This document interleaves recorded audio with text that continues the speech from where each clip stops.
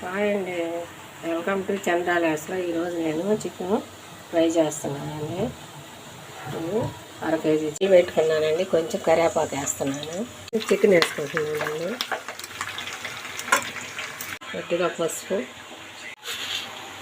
కొద్దిగా ఉప్పు వేస్తున్నానండి. కల్లుప్పు వేసుకొని బాగా కలబెట్టుకొని బాగా కలుపుకొని మూత పెట్టి ఒక 10 నిమిషాలు సిమ్లో పెట్టి ఉడికించుకోవాలండి. ఉల్లిపాయ, టమాటా, ఒక ఉల్లిపాయ మిక్సీకి వేసుకోవాలండి. చూడండి, మధ్య మధ్యలో కలుపుకుంటూ ఉడకబెట్టుకోవాలా. చూడండి, నీరు ఎట్ట వచ్చిందో ఆ నీరుకే ముక్క ఉడికింది. చూడండి, నీరంతా ఇనిగిపోయింది. ఇక ముక్క చూడండి ఎట్లా ఉడికిందో.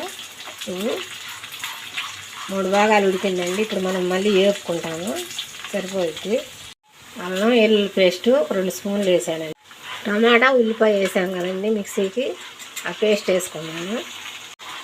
సరిపడా కారం వేసుకుంటున్నాను. మనం ఎంత తింటామో అంత కారం. ఇందాక కొంచెం వేసానండి, ఇప్పుడు కొద్దిగా వేస్తున్నాం. ఉప్పు చూసి వేసుకోండి. ఇవ్వండి, మొత్తం కలబెట్టుకొని బాగా ముక్కకు పట్టిన దాకా వేపుకోవాలా. కారం, ఉప్పు మనం వేసామని మసాలాలన్నీ ముక్కకు పట్టిన దాకా వేపుకోవాలా.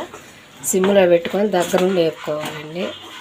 ఈ విధంగా కింద నుంచి ముక్క ఇలాగా ముక్క చెదరకుండా ఉంటుందండి. కింద నుంచి ఇలా కలపండి, లేకపోతే ముక్క చెదిరిపోద్ది. ఇంకా కొంచెం వేగాల. ఇదిగోండి, అయిపోయిందండి. చెక్క, లవంగాలు, ధనియాల పొడి వేస్తున్నాను. ఇది కూడా వేసుకొని బాగా కలుపుకోవాలా.